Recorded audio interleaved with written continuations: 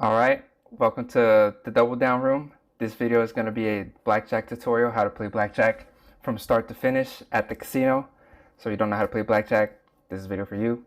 Before we begin, make sure you hit that like button, subscribe to the channel, hit that bell so you guys can get notifications when new content is uploaded. We're going to be uploading at least twice a week. So let's go ahead and get started.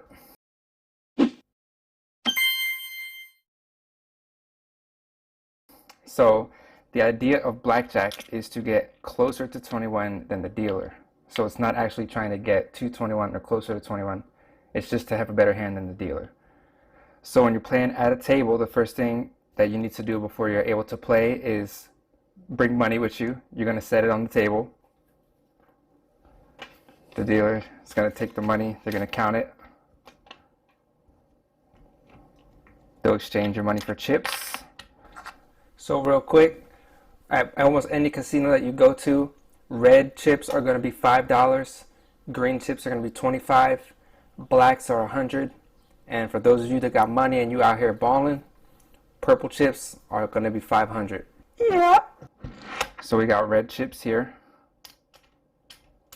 Here's 100.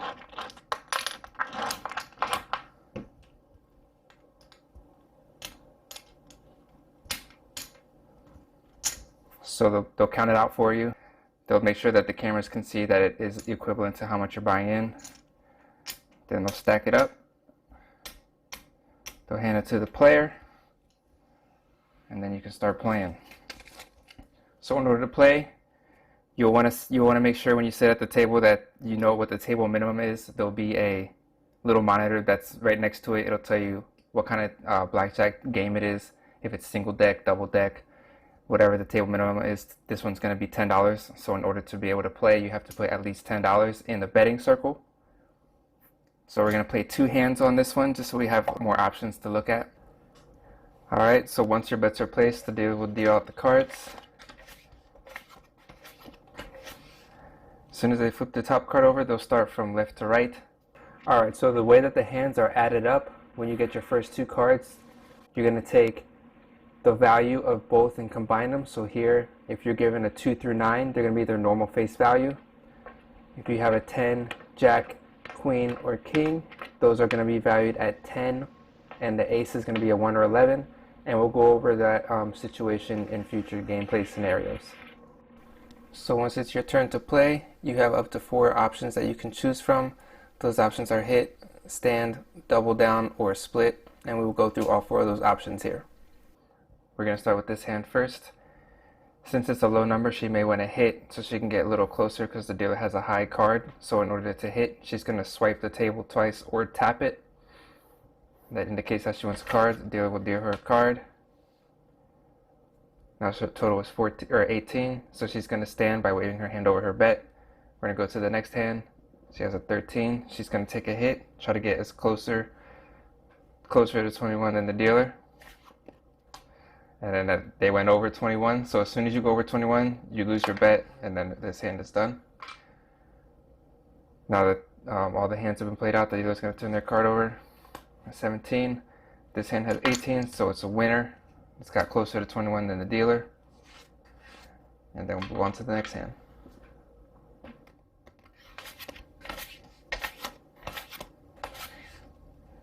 Alright, so if the dealer has a 10 card, they're going to look. If they have a pica there, they're just going to place it here.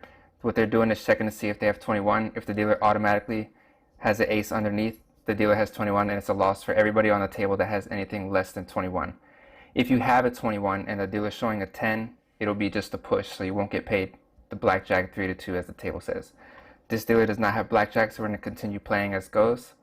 So she's going to ask for another card. She has 15. She can decide to stay or hit. She wants to take a hit. Now she has 19. She's going to stay. Here we have a 7. She's going to ask for a card. We have 16. She's going to stay on the 16. Once she's done, the dealer will flip their card over. Dealer has 19. So this is going to be a loss, and this is a push, so the dealer's going to tap the table. You don't win or lose. You get to keep your wager on the table. Alright, so we're going to run through 2 more hands. See what happens.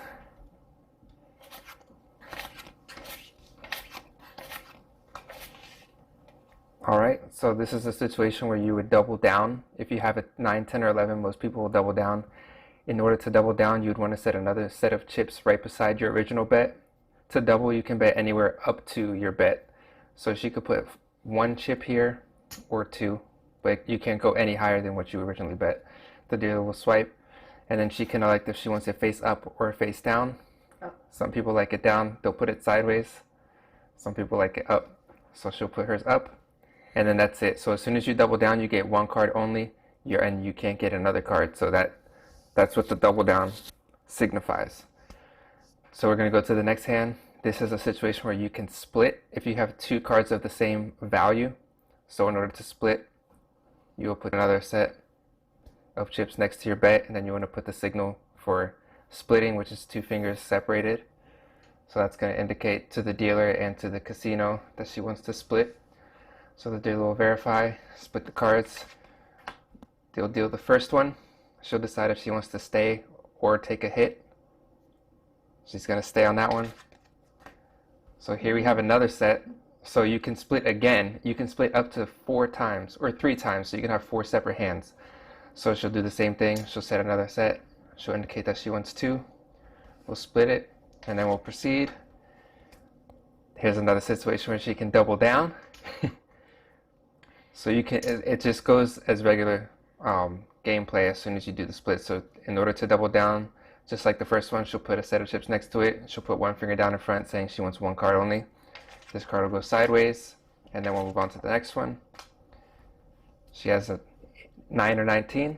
She's going to stay on that. Once everyone's done, the dealer will flip their card over. The dealer has a soft 17. So if you look at the table, this table says dealer must hit on soft 17. A soft 17 is when you have an ace and another card. That way the ace can be either 1 or 11. So you have a soft 17, so we're going to hit it. If it says the dealer must stand, then they'll stand on this hand. So now I have an 18. Even though it's a soft 18, it's higher than the soft 17, so the dealer stays here, and then the dealer will pay out all the hands that won, which looks like everyone except for this fellow right here. So if you look closely, the dealer is about to pay a hand that actually lost the double down. It's good, sportsmanship and just good karma just to let the dealer know I actually lost on this hand. Just to be a good sport. Some people will just, try to get away with it if you're losing, but I always make sure that I let the dealer know, hey, this is actually a loss right here. It's just good vibes, and it's good, especially when you're playing with other people. Or sometimes the player won't even notice what's going on. Sometimes I've done that. I don't even know what my total is.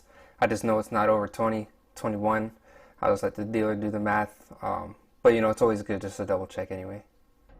So we're going to collect this one. And this one wins. And then that's it. We'll pick up their cards and collect all our money. Alright, we're going to go through another series of hands. Alright, we're going to check. So here we have an ace and a 5. This is considered a soft hand because the aces can be either a 1 or 11. It depends on the other card and what the total value of your hand is. So here we have a 6 or 16. So she's going to take a hit on this. Now if this card was to remain 11, she would be over 21. So it's going to automatically turn into a 1. So now she has a hard 16. And against a 10 card, she's going to take another hit. And now she has 21. She's going to stay there. And here we have aces, where she's going to split these. And this is the situation where when you split aces, you only take 1 card only. Most casinos will not let you resplit aces. So you're going to go like this. They go sideways because with resplitting aces, you're only allowed 1 card. Even if she has 2 aces, she cannot resplit. But I would double check with the casino that you go to in the table, because they may allow you to resplit aces, which then you would do another bet and another double or another split situation. Now that the table's set, the dealer's going to flip the card over and they're going to pay out. So this is going to be a loss. 21 beats 20 and 21 beats 20. All right, so we'll go through one more.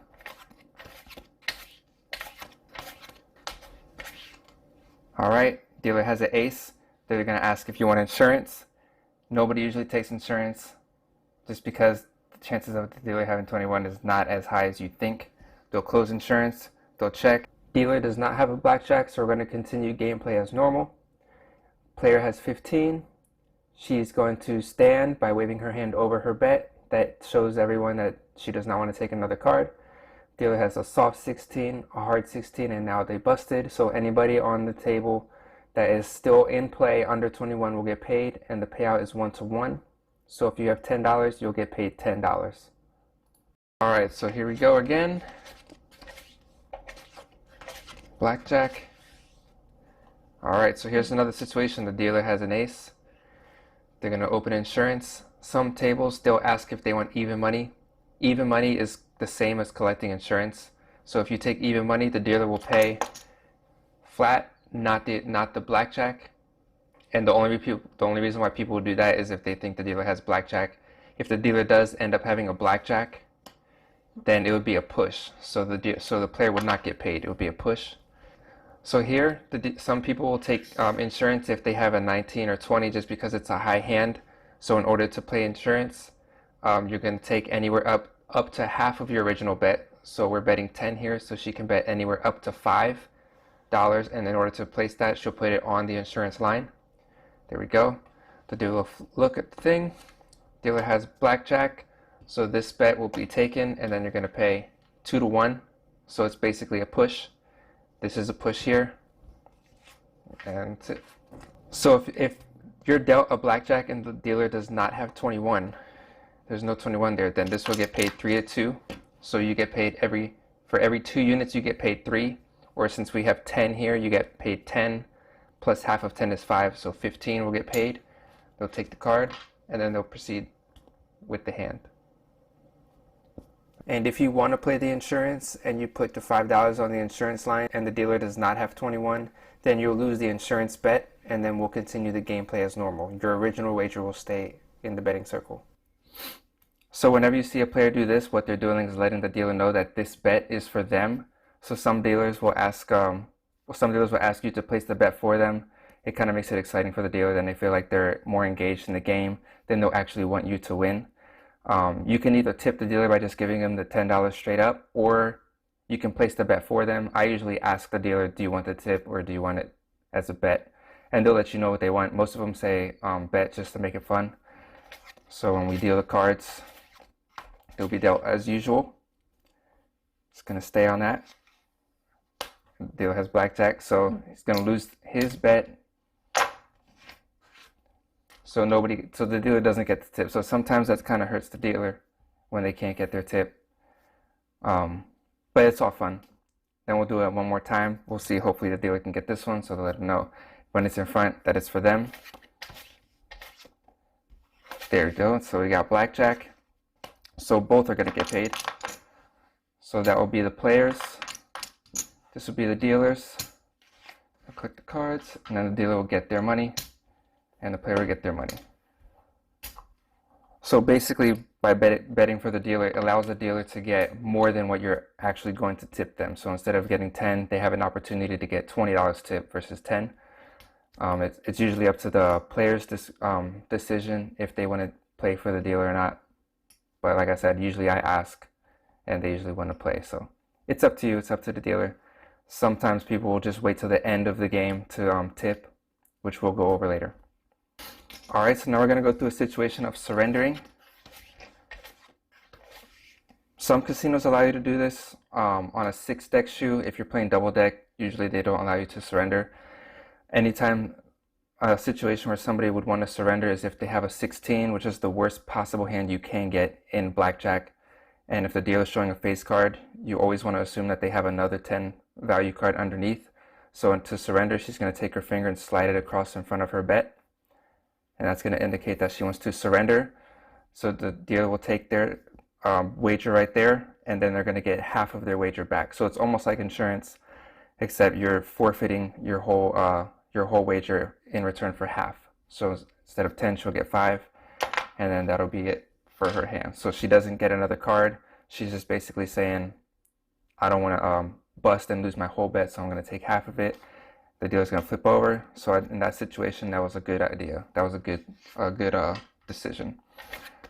You would have she would have went over anyway with that 6, so it was a good decision.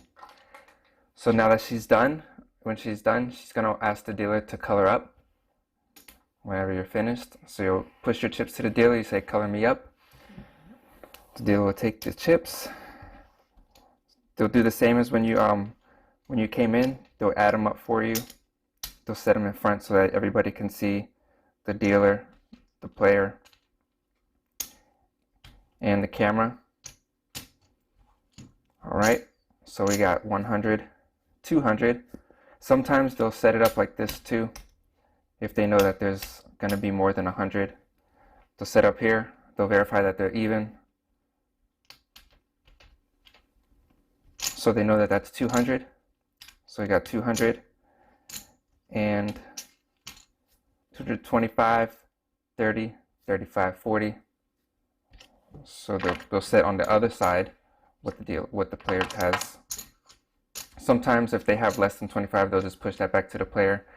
But for verification purposes and for the pit manager to verify the color up versus the color out, they'll set it like this.